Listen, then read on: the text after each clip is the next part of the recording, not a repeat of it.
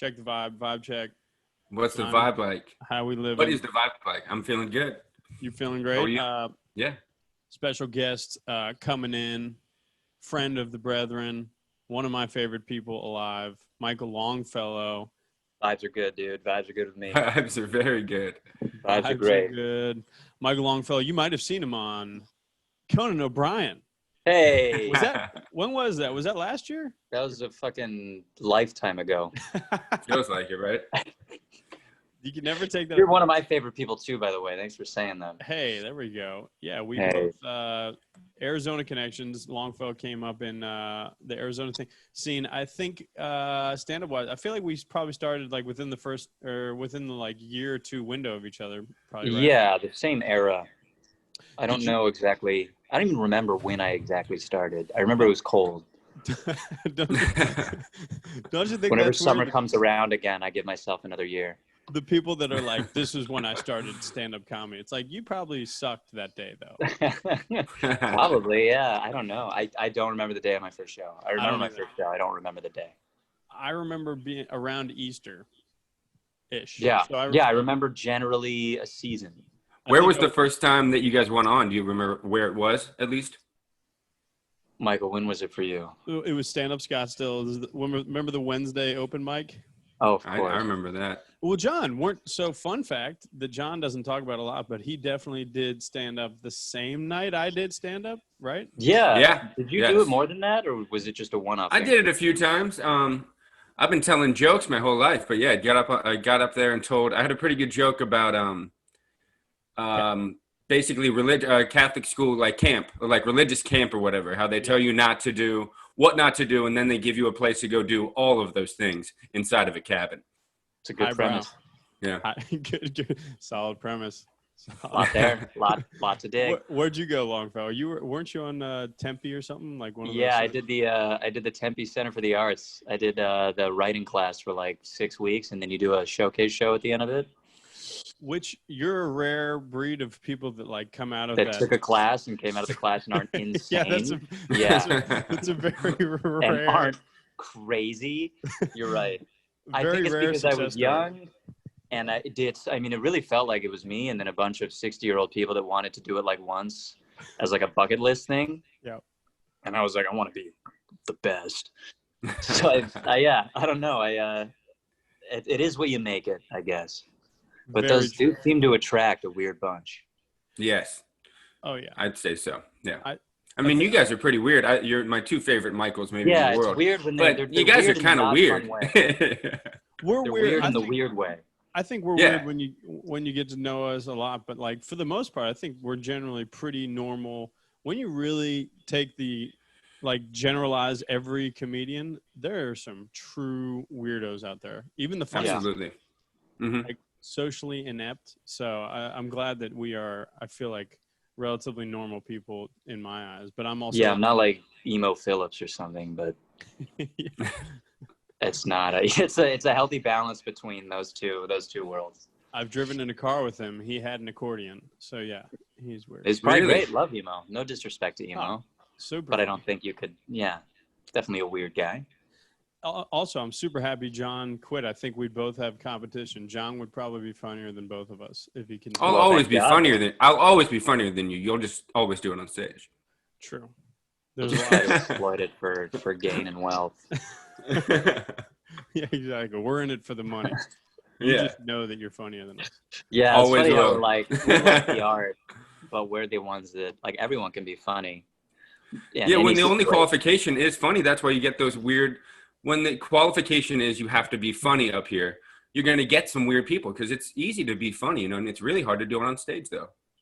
It's not easy to be funny. I'm sorry. It's hard to do it on stage though. No, it's easy. It is when you really do. Yeah. Now when I'm like, oh, I got to do 10 minutes, I can do that with my eyes closed.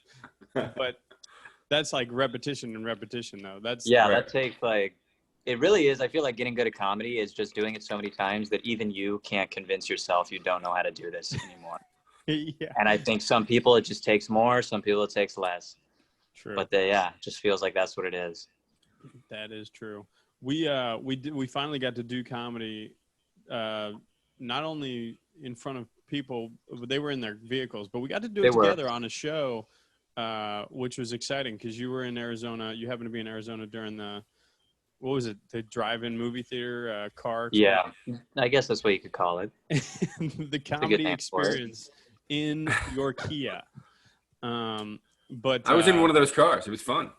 Yeah, John got to see it. It was pretty fun. But what did you think? What did you get the rush back? Did you feel alive? Dude, I mean, awesome to do anything. Very excited to do a show with all my friends. Yep. But I mean, didn't you feel this way where it was like I didn't get off?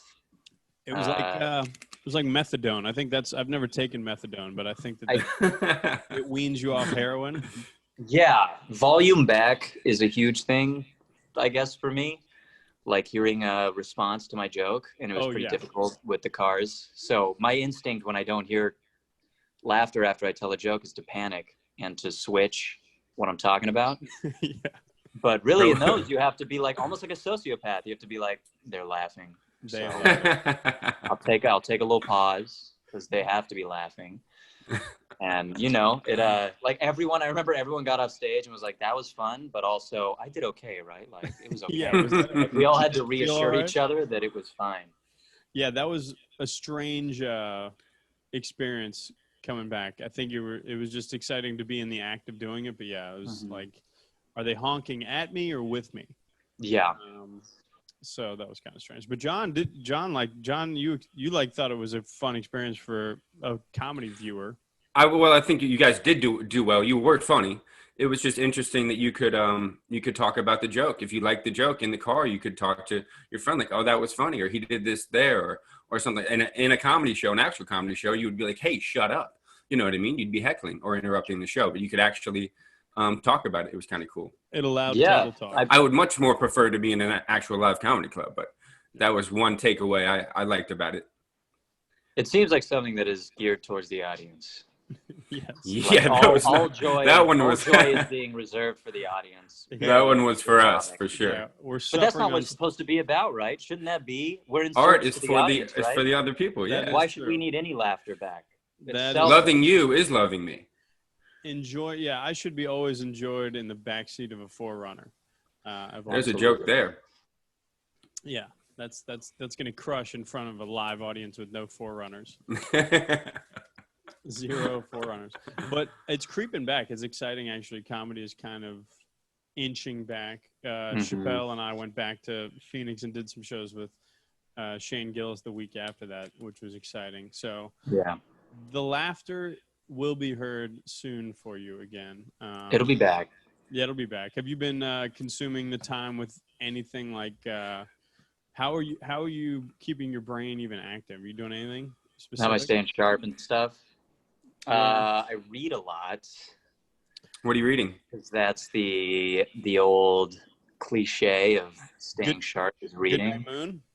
Right now I'm reading, I don't want to even say it because it makes me sound like an asshole. Everybody poops? The Holy Bible.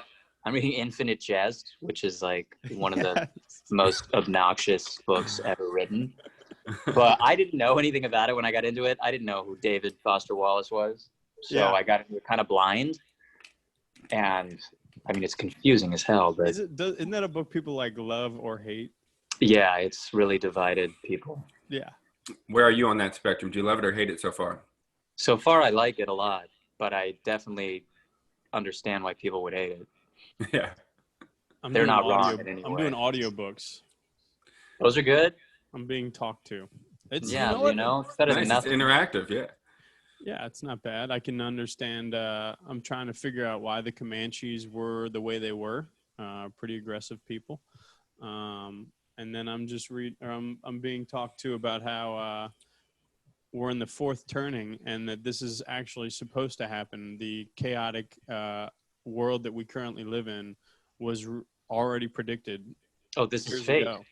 So that's this is already supposed to happen. Okay. It's called the fourth turning. Shout out to Evan Pearson. Well, it's good to know the prophecy speaks of these times. Yes, and they pretty much said that this is going to be the craziest time ever, and there should be something coming after this. That might be okay if we live. Dude, I just we just got to get through it. I can't wait for uninteresting times again.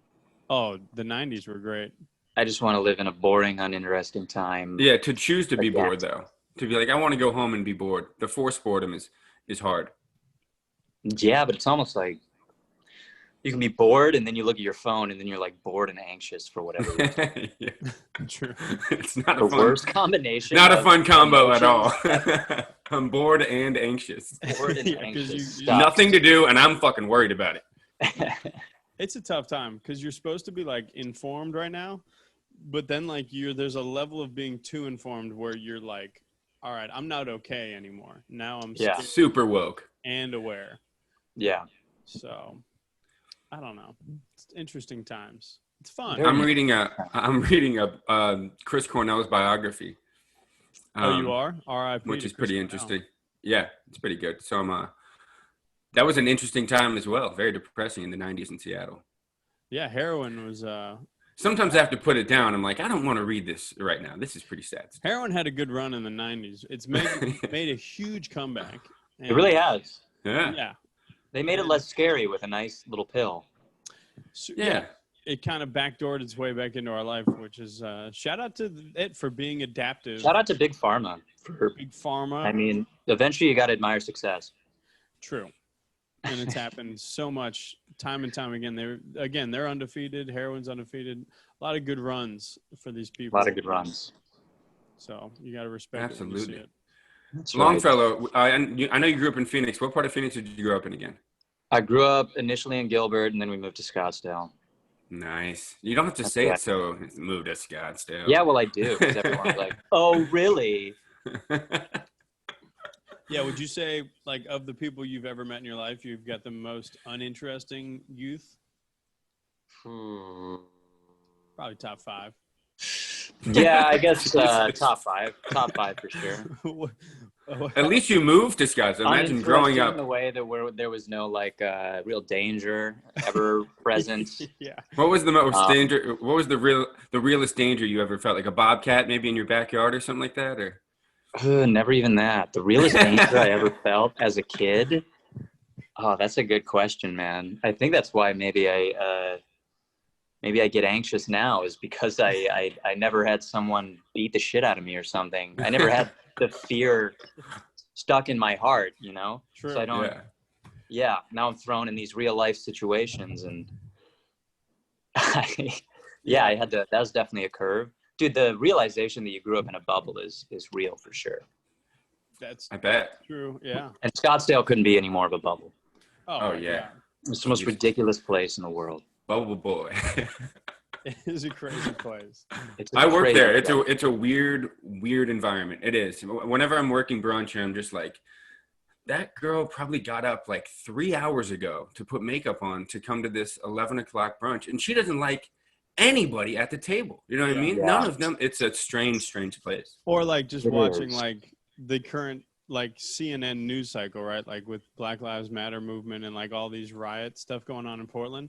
And you wake up and you walk out and you're in Scottsdale. You're like, that's never going to impact that little section of America. Yep. It's got the Wakanda. They ride like the at opposite it. of Wakanda. It's got like this bubble of whiteness inside. It's literally just the heat is the threat there. It's too It's hot. Don't man. go hiking on that day. That is true. So true. You never lose a friend to like stray bullet or anything like that. How did he die? He forgot to bring enough water on him. Dehydration. And that's real. I actually Heat stroke is a real thing. Yeah. Yeah, that's actually super sad. But also, you're like, what could he have done to avoid this? Well, Evian comes to mind. Yeah, it's real danger. But you also, just like us, broken home, childhood divorce. I think it's important. Yeah, I guess I grew up in I guess for a while my dad didn't live in Scottsdale, so I'd spend half my time Phoenix area. Oh, he looks like Nice. a North Phoenix. But then he eventually moved to Scottsdale. That 10-minute drive. The real That estate 10-minute out drive to North Phoenix was like, oh shit, we're in the gutter now. What were Yeah. those Phoenix cross streets? That sounds pretty tough. I can't even remember. I was so young. He definitely looks like a. I still drive by him, so I see the apartment complex he moved. We used to, when he was married to Doreen, she had the nicest like gated community house, and then he got divorced. We moved in this apartment with brown carpets. I was so pissed. He was like, Dad, fix it with Doreen, like patch it up, lock it up. I know you're not happy, carpets. But it looked like desert camouflage, you know. It's tough. It's tough. Did he at least have like? It's real tough for Scottsdale or anything? Huh? Did he have HBO and cable growing up though? No, we had movies though. He had a huge VHS, which is funny to think about, like a giant VHS collection being like 100 movies maybe, because they take up so much space. Oh yeah. But yeah, he was an real entire proud bookcase VHS collection. What were you? We were big movie guys growing up too. Our father was a huge movie guy. Were you? Were there any movies that stood out to you growing up? Lord of the Rings. Classic. Lord of the Rings was the shit. Yeah. Really spoke to you, dude. I love Lord of the Rings. I still do. I still watch it once a year. Yeah, it's on. What's your favorite one? I know mine. Twin Towers. Yeah, the second one.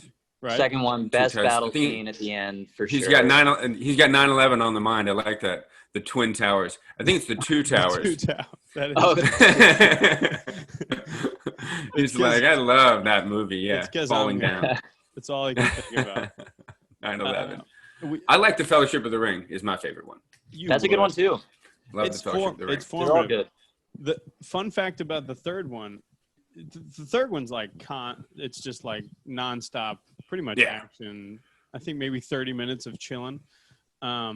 I took an edible for the first time. It was like a cosmic brownie. I ate this edible, and we went, and I was so high. I passed out so hard in that movie that I fell asleep throughout the entire third Lord of the Rings, which, if you think about how loud that is in a theater, loud film, impressive. Yeah, that's wow. Yeah, I woke up and there's several dragons and an eagle. And I think I had a similar experience for Two Towers. What was the midnight showing too? So you were up late anyways. It wasn't like a middle of the day situation. And yeah, we just got so high. And I remember the very beginning of the movie is Wang Nut. It's a Wang Nut film or something like that. And our friend's nickname was Wang Nut. And we probably laughed out for 15 minutes throughout the beginning of the movie. And people were just turning around like, please stop laughing. But I don't know. Your friend's nickname was Wang Nut? Wang Nut. Yeah, well, we called him Wang Nut, yeah. Why'd you call him Wang Nut? I can't even remember. But Wang Nut, yeah, we called him D. Hyatt. Shout out. The Wang Nut. That's a great name. Just call him Dick Balls. It'd just be like, you Wang Nut. Shut up, Wang Nut. Yeah. Edibles are hard drugs, guys. I'm tired of us all pretending they're not. Oh, it's hard life to live. Edibles are tough. Edibles hit you just way different than smoking a bowl. And they creep up on you because you forget you ate it. I think a lot of times I'm like 30 minutes in and I'm like, what is this? And then you're like, oh, you just ate a 20 milligram edible. Maybe this is that. I can't move. Yeah. And you're driving and you're like, dude, am I already in Ventura? And, and it's tough. Are you an edible guy, Longfellow? I am, because I have shitty lungs. It's important. So I try to, but taking an edible, it's like smoking a bowl is like having a beer. And then taking an edible is like taking 20 shots. And I can't commit to that every night, you know? Yeah. So I'm trying to learn. I used to just smoke weed every night to fall asleep. That was how I used it. But my lungs started hurting again. So I have to turn to edibles. But before you know it, dude, your tolerance is crazy. And it takes a day to like lift the fuzz off your mind. So it's not sustainable. I'm in a real pickle right now. Constant I'm searching for some natural ways to sleep. If you have any good supplements or anything, if anyone CBD helps. CBD helps. CBD, I've tried it. CBD gummies help me sometimes. It's not as good as THC. Yeah. Usually just I have busting a nut and then sleeping. Wang Nut. Busting a Wang Nut and then just busting a Wang Nut right passing away. out. Yeah. I might be on my way out with weed. Oh, I thought you were going to say we're busting nuts. I'm not busting nuts. It might be on. You got a foot out the door with weed. I think so. Yeah, I think I have a foot out the door. I think it's a healthy foot. I think it's like an amicable breakup. It's kind of like a, hey, we've been through it all. We had our time together. Yeah. Happy time to move on. I feel like the other foot is still kind of in that door though. The other foot's still in that door, and the other foot's like, dude, this has collapsed your lung. This is like, Has it really? Yeah. And when I was 19, my lung collapsed. That's kind of fun. Not from weed, but weed definitely didn't help. Mm-hmm. And you'd think that I would stop being into it after that, but no, sir. No, sir. I had just gotten started. Did you tell the doctor? I just quit yesterday. Yeah, I told it. They give you stuff in the hospital that makes you tell everyone everything. I think I told my dad. I was like, I was all fucked up on whatever they give you for pain, because they had to put a tube in my chest, in between my rib cage. Jeez. To like suck the air out of whatever was in my chest. And they give you like a truth serum really? for pain. It's not a truth serum, but you get real honest. It's like you're too drunk. Yeah. And I'm just like, Dad. What they give you is Jim Beam. It's pretty much Dad, I Jim Beam. Weed. Yeah. They basically give you some Jim Beam and a towel to bite on, and you tell your dad everything. I hate you. Why did you leave Doreen? Dad, I miss Doreen. Yeah, I don't like these carpets, Dad. You're a dick. Are you doing? I have the same. Is that kombucha, by the way? It's a kombucha. That's big. That's LA. Oh, LA. It's very I'm trying LA. to keep it safe, trying to watch the gut. You guys got to watch your guts. That's true. Got to watch that gut health. Probiotics. That's true. Mike, both of you, please tell me the most LA thing that you've done. A thing that you were like, wow, this is so LA right now. I mean, hard question. I've been talking about running on the beach without shoes on and going right into Creations juice bar and understanding the acai bowl menu very well. That's a pretty, and also intermittent fasting has been pretty LA of me. Are you intermittent fasting? Yeah, I have 2 to 6 or 2 to 8, I should say. Nice. I forget to eat a lot. That's super LA. It's a big. I forgot to eat. You're like, why am I angry and my stomach hurts? And I'll realize I had eggs at 8 a.m. and it's like 10 p.m. It is a wild feeling when you're yelling or when you're mad and you're like, or you eat and then you realize like, holy shit, I was probably a dick for the past 3 hours to some close friends of mine. You know what I mean? Food's important. Yeah. Yeah. I don't know what the most LA thing I've done is. Probably drinking this kombucha or walking around my gentrified neighborhood with my white ass girlfriend and myself. That's very LA. That is very LA. I like that. Pretty LA. Some super LA shit too is when Society was going on, just seeing I saw Thundercat and I wasn't even that impressed. Like I saw him in person. That's and very I was LA, yeah. I was like, oh, that's Thundercat. Like you see, I saw Drew Carey and a celebrity. I was like, oh, it's just Drew eating it swingers. No big deal. Yeah.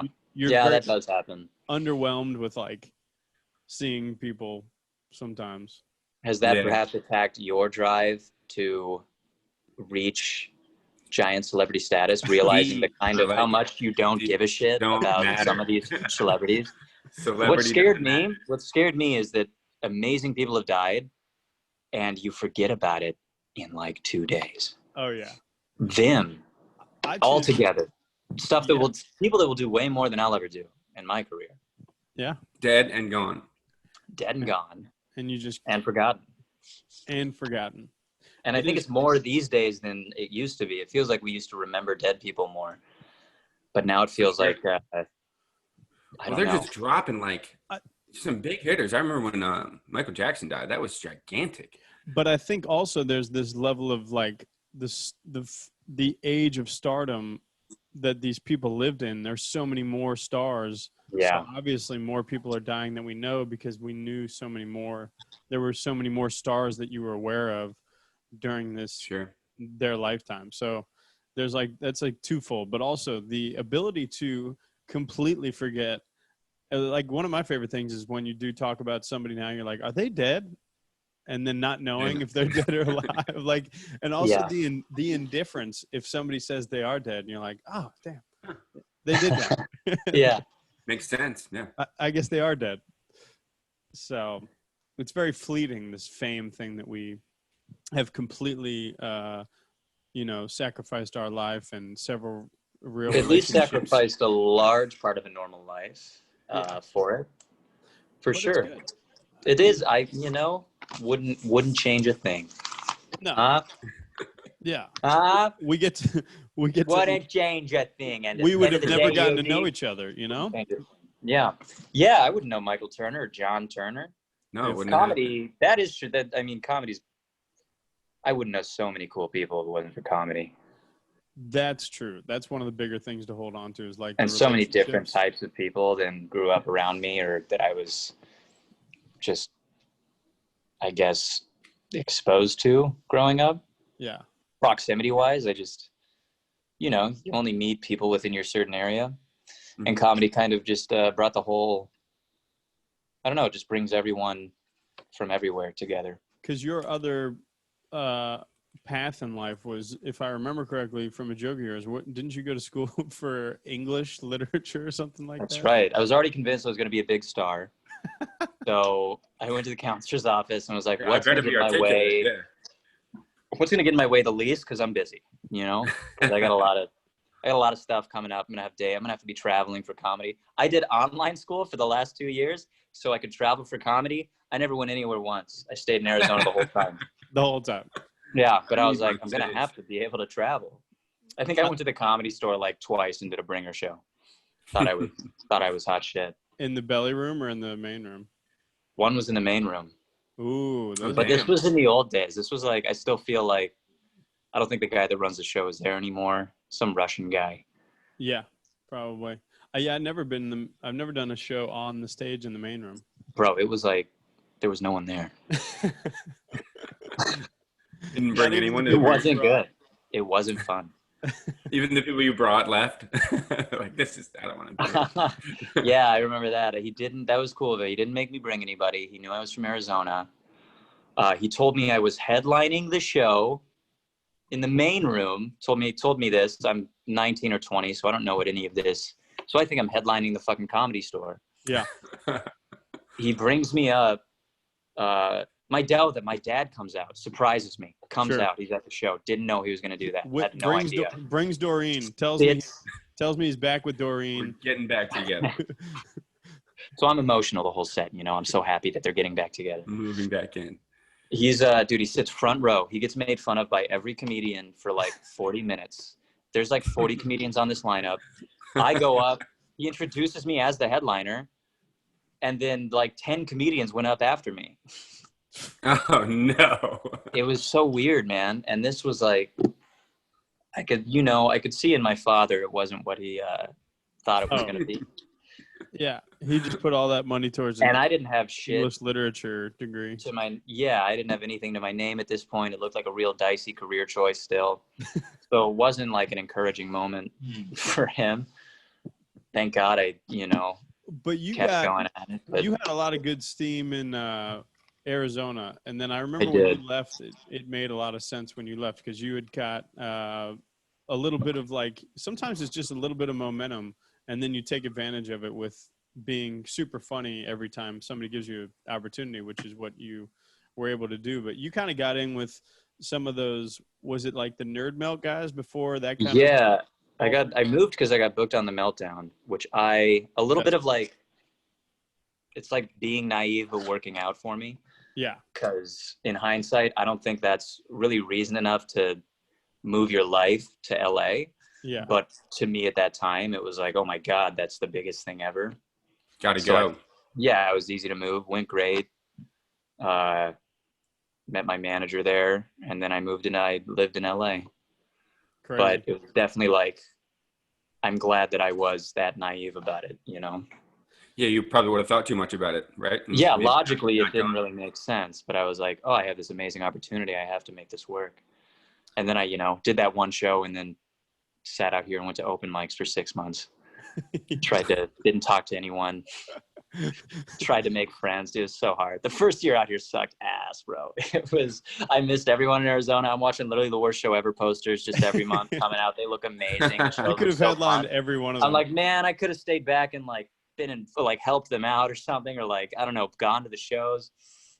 I could be a part of this Arizona thing, but I felt like we did some cool stuff in Arizona, but I thought that it timed out really well for you, and also you're younger. Because how old are you now? Like 27 or something? 26. 26. So, but when you started, I remember you were just so much younger than when I started when I was like 25. So I was only a year into comedy when I was your age right now. So the mentality of like risk taking is like completely different with a lot of my like actions and stuff like that. We're like way more calculated, probably because you're older and you know about life. And you're doing the right thing but there's the risk of being 20. You're gonna bounce back even if you came out here and failed, which I don't think you would have. Time's on your side. You're gonna have time to bounce back, and like figure it out and fall on your face and stuff like that. So but a lot of stuff I was doing in Arizona was so calculated to, which I also thought, I think both of our paths are very interesting to look at side by side, because you definitely did the right thing. I think time will tell where I'm at, but I feel like I'm in a good position where I did a lot of the right things, because to the counterpoint of your perspective in the first year, like I came out here, I already know so many people, right? Yeah. But it was because of all those years in Arizona, just like laying the groundwork. So. Yeah, you're right. Our journeys are good to compare to each other. But and I do I used to be, it's definitely, I'm realizing, I did realize that it's like a marathon, it's not a sprint. Yeah. I think when you're a young comic, you're so like obsessed with these deadlines you create in your head that are so dumb. And they can be like when you don't achieve them. Yeah. When you don't achieve them, you feel like the world is ending, but it's like, well, yeah, but look at all the things you achieved while you tried to get to that thing that you thought was the one. Yeah. Like you did all this other cool stuff too. I try to think of 15-year-old Michael, and if he'd be like, whoa, that's cool. And I think he would be. So I'm happy right now. Did he have an acne problem? He had a huge acne problem. He'd probably just be excited that cleared itself up. Yeah, exactly. He'd be like, how? What ended up working? And I'd be like, you just got older and it went away. Yeah. Stop burning your face off with all of these products. You show him a photo of yourself next to Conan O'Brien. He's like, oh, well, your face cleared up at least. So. Yeah, your face cleared. That's big. 15-year-old Mike Longfellow was probably, were you just like, I mean, were you cracking jokes in the back of the room? Were you like that type of funny, or like? That was when I was still on Adderall, so I was like loud as fuck and getting like saying annoying things, doing anything for attention, basically. Sounds like I know the feeling. Yeah. And then I stopped taking that, and I got real quiet for a long time. I was more quiet when I was on it. I would like Adderall. I would just be this like very silent type. So I didn't want to take it. I hated the way it made me feel. Yeah, it was absolutely way for you. It made you like loud and boisterous. Only Adderall did. The other ones, like I think I did Vyvanse and Concerta. I took it from like middle school to high school because there's no way I failed history because history is boring. There must be a mental issue. Dude, the way they prescribe Adderall, the way they prescribe it like it's going to make you focus on your schoolwork, but it just makes you focus on what you're already focusing on. So right. I didn't get better at school. I just went from good to great at like sexting and playing Halo. I was just amazing at those now. I wasn't it didn't give like George Washington a fat juicy ass, I wasn't like more interested. Yeah. I was always very, very bad at sexting. It would make me laugh whatever I was writing out. And I'd want to be I'd just be like, I don't want to write that out. I'd be more like, I just fell over, I can't get my pants off. That'd be the sexting that I would like to say to somebody. I tripped over my jeans. Yeah. Yeah. The one time I had phone sex with a lady, I was done like a minute in, and I put the phone next to like on the table and muted myself, and I played video games for like 45 minutes. It took like forever. When I was trying to, you know, I'd have to like turn it back on and like make a noise to not be rude or something. But I remember being like, wrap it up. I gotta go. No, that's all there is. I think that's the only thing you can do if you're not in a relationship right now. Phone sex, FaceTime sex. John, are you Zoom sexing? Zoom sex. Yeah, a lot of Zoom sex in quarantine. Yeah. Zoom, and you're boom, boom, boom. I am lucky to be in a relationship right now. That is true. Oh, I think it's definitely better to quarantine in a relationship and not. In a good one, yeah. Yeah, in a stable, healthy one. In a stable, good one, yeah. In a bad one, I think quarantine would be maybe the worst place to be. Yeah, that's true. With someone you were maybe on the outs with already? Holy shit. Yeah. Yeah, that's tough. A lot of domestic violence relationships not going too well for 6-month periods now. The bruises become swelling when it's day to day. But so we're rooting for you people in Kansas in relationships. But what else has been going on? We've been what was I going to say? Oh, we all chill. So you got to see a Turner brother night out in Arizona. Oh my God. So how was fun. that? You never, I don't, honestly, you know, what's funny is we didn't kick it a lot. And then we just see each other at shows a lot and we're always cordial. Right. But then right before quarantine, you and I finally hung out like that week before. I feel like everything shut down. It was me, you, Kellen, Chappelle. Yeah. And we all went that out. was great. You came over to my place. That's a big step, you know, going over to the person's place. You were always someone I felt like I was feet away from being friends with, like good friends. Yeah. You're always one of my favorite people to see at the shows and everything. One of my favorite comedians. So it's always like, we'll be friends. We just got to let it happen organically. Don't rush anything. There's no need to keep seeing each other at shows. Bring me into your living room. That was the key. I want to come to your house. Yeah. And then I brought you into my living room. We all had a great night. And then yeah, dude, the Turner Brothers night out, man. I'd love to go out with you guys again. You guys know how to have a good time. That was a fun time. We did some socially distanced drinking in a couple locations and then went back to the patio. And I think we played I believe we played Peter Gabriel from 3 to 4 in the morning. Yes. And I was hesitant at first. I was you know, and I still think 10% of that guy is 100% goofball, but yeah. But as an overall presentation, I liked it. That was nuts. If nobody, Gabriel, if anybody hasn't seen Peter Gabriel perform, what Salisbury Hills, I forget what concert it is, but he jumps. Just play them all. Just start watching all of them. He jumps on a bike at one point, and it's like your whole world is different. You see things. You finally see things. It's ridiculous. It is. It's a ridiculous live performance, which is why it's so great.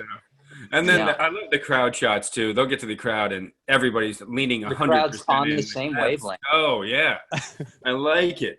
Keep riding that bike. Like he pulled out the bike. He's got the bike. You see the bike? It's next to the piano. He's gonna turn the bike around. He says he only brings out the bike on good shows. You must like it.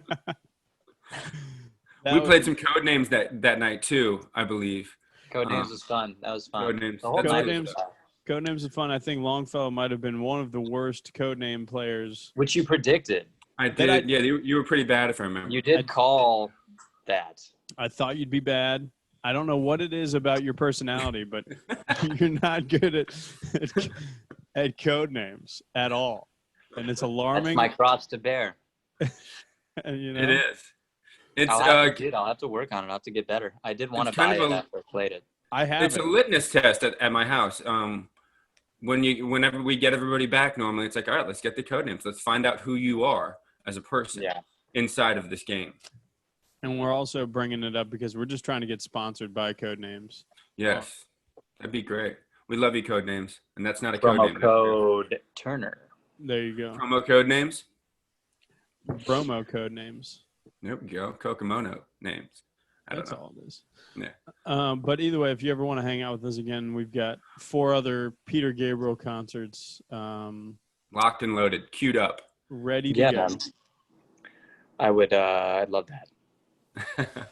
John, I'm trying to get John to come to LA. John has never visited the city of Los Angeles. You've been to Venice once. Yes. So that's in Los Angeles, correct? I mean, kind of. Yeah, I'd say it is. And then we went to your comedy show in Echo Park or something like that. Yeah, we were shushed. I was shushed. Here's the thing. I love you, You Michael. got shushed? I love the Michaels. I just don't really love LA. I'll be honest. I don't love that vibe that much. I get a lot of it or a small dosage of that fakeness in Scottsdale. And when I get to LA, I've had the experience was shushed in public in LA. Yeah, shushed a good heroin. I think Longfellow, you were there that night. Were you talking though? Were you talking? No, not even. It wasn't even in at the show. It was like someone working in the. I was in the bookstore. Yeah. In the bookstore, you got shushed. I mean, listen, Story's bookstore is a very concentrated part of LA. You know, that's like an edible. It's you don't have to go there and judge. That's I would definitely love to come out and do some more things, but didn't have the best LA experience. No. There's some stuff to see. Oh yeah, I trust you to show me. Getting shushed would be enough for me to say fuck this place forever. Yeah, I don't think anything else makes me consider violence more than that. Who in their right mind would ever want to be shushed by anybody? Maybe it was Echo Park. Is Echo Park is that your hood, Longfellow, or where are you at? No, Los Feliz. What are we calling it? Los Feliz? I'm calling it Silver Lake because I don't know. I don't know what that means, but I'm gonna laugh. Well, that's why most of the Eagles wrote their first album, John. That's probably why it was in my head. Yeah, I do think it wasn't that bookstore in Echo Park though. Am I correct? Yeah, you're. Oh, okay, yeah. I believe you are correct, and that's where I feel like every woman there's name is Zoe, and they very ironically hipster. wear Nirvana shirts, and they're pretty bad people, but they're gonna vote, and we also know we also know right away that the entire community is gonna vote for a man that they just do not like the current president. Let's just say that in that pocket. So that's exciting. Nothing wrong with that. I just don't want to be shushed. Yeah. They think Black Lives Matter, but they don't know any black people personally. You know what I mean? That's mainly the community. But it's fun stuff. Yeah. I'll come out and visit you guys, though. Don't speak, they'll hear. Yeah, they're listening. They'll hear you. They'll cancel me. Are you? So what are your? They'll cancel me. What are your goals to get? Are you trying to get canceled 2021, or what are you thinking? It would relieve a lot of pressure. Yeah. A lot of anxiety. Yeah, it'd just be over at that point. I don't think I can get canceled. I don't think I'm big enough to get canceled yet. Sure. I also, I mean, you've seen my act. I don't really toe the line of edgy political humor. I say we ramp it up this year. Yeah, you want me to get full political? I'd say, leave all the funny stuff behind. We go leave all your best political bits. set next year, and we do it. I'm bringing you back to the Arizona show. We're gonna do it October 24th. We're bringing Longfellow back. He's doing 20 minutes on the current administration. If you like Bill Maher, you might like this. Religion. You might like this. You also might. He's my favorite comedian. He's my inspiration. Who is your favorite comedian, Michael Longfellow? Do you have one? It always changes. I never answer the question right. I'm just going to say favorite comedian right now, currently. I think Norm Macdonald is always the number one. He just makes me laugh so hard, dude. He makes me laugh so hard. And then I've always loved Hannibal Buress has been like always one of my favorite, not only comedians, but people. The way he lives his life, I like. Yeah. Hannibal's a man, yeah. Those are solid choices. Yeah. Both solid human beings as well. I would think so. I hope so. I've never met him, but Norm, I got to like meet. It. I've hung out with Hannibal a couple of times. He's a good dude. And then Norm, I've been in the green room with. and it was probably one of my highlights of my comedy career. That was really. Isn't it funny where you see like stars in LA, but like I was next to Norm Macdonald talking to him. I was like, this is a lot. That was a lot. Yeah. Because you want to tell him so many things that I was like, dude. You want to embarrass yourself. Yeah. You want to do that. He's one of the few people where you really do want to be like, I respect you so much and I love you. But that's the last thing he wants. He was so good. He was so cool. And he's talking about a Jack London novel. And as my brother knows, I love Jack London. And he was talking about some Jack London short story called To Build Catch a Fire. Yeah. And I was like, dude, this is crazy. He's talking about my favorite author.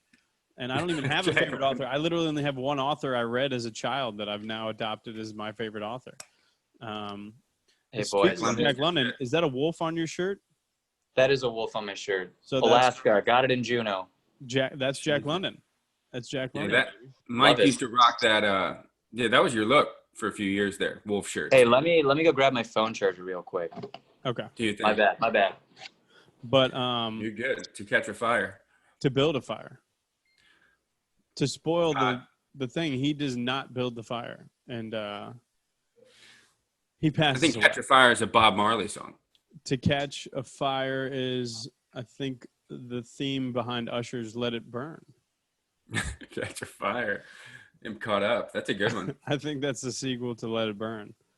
And also, Billy Joel didn't start it. I know that much. Great song. Great song. There's Longfellow back again. Hey. But Longfellow's a strange cat too. With your favorite, one thing I will say about Longfellow that I always admired was the first couple years I saw you. Not the first couple years. I would say like the first time I saw you. I remember looking at you and you're a young comedian, and then I was a young comedian, and I was resentful of anybody that was funny because that's like a natural thing, right? Totally, absolutely. And I remember thinking you sounded like multiple people. You sounded a little bit like you had some Mulaney in you. You had some Jesselnick in you. You had like all these people that were probably influencing you as a young comedian. And yeah, it's those are my favorite people to see. The ones that like at the beginning they might have a voice that isn't theirs, but you were still. And I say that to say you were also still extremely funny in their original jokes. But your voice now is like now you're Michael Longfellow, and it's cool to see. Yeah, Like, I don't think there's anybody in LA that like sounds like you, and if they do, they're imitating you. So yeah, that's I think everyone does do that in the beginning. Sounds close to somebody. Maybe a combination of their influences. Yeah. I remember noticing to myself, I sound way too much like Daniel Tosh. Like I couldn't even, I couldn't even lie to myself. I was like, you gotta change that. But I think it just comes with getting comfortable enough to be yourself on stage. Right. Right? Like, I don't know. It feels like 90% of comedy is doing it so many times you're just comfortable. Like I said earlier. Yeah. That is very true. Not 90%. There's obviously craft and jokes and hilarity and all that. The work. I think a lot of it is that for certain people, because some people are just joke writers and it's like they just write good ass jokes. Yeah. And they might never truly become comfortable on stage. Like Mitch Hedberg, you could argue he was never really comfortable on stage. He was just amazing joke writer, and he loved heroin to cope with the anxiety. Shout out to heroin again, big heroin episode. But yeah, the ability to become yourself on stage and like people walk away and understand your voice a little bit better. It's a powerful thing. And because I know I feel like I probably had that before I had jokes. I felt like I was able to just be myself on stage, and then you've always sounded like yourself. Yeah. Yeah. Which was it was like a unique, I got that compliment early and I was like, oh, it helps you jump ahead of the curve. I think I found myself through comedy. I think I started so young, I didn't even have a self yet. Yeah. I was very malleable in trying to make friends and fit in and I was still figuring out who the fuck I was. Yep. So yeah, that was I don't know. Interesting. It's exciting. It's cool to see it, and it's worked out for you. And You make me audibly laugh, and a lot of people do not do that. So you as well. You as well. Audible. You make me, honestly, if I had a vehicle, it's hard to make a comedian I would honk at you. You flash your lights for me. I would flash the lights. Thanks, dude. I'm doing another one of those on Saturday. Out here in LA? Escondido, yeah. Oh, nice. So like a little bit towards San Diego. I love it. Get your reps in. You got anything else coming up? You got anything else lined up? I know it's a weird time to have anything lined up, but no, nothing after that. Yeah, nothing after that. Well, I got some AZ things lined up. If it times out, we'll get you back on that. And then, yeah, man. And then maybe John will be out for his birthday weekend or something too. It's his birthday coming up. We'll figure it out. No shushing. No shushing. That's all. Come on out to this city you hate to celebrate your birthday. Well, I'll get 10 people to shush you throughout Venice. That's a gift that keeps on giving. But well, either way, we appreciate you jumping on, Longfellow. Yeah, dude. Thank you for having me. Yeah, man. Good to see you, brother. Proud of you. Keep going. Good to see you guys. Yeah, we will. Thanks, man. We will. We'll catch up again soon. Appreciate you, brother. Yeah, send me a text. Allah.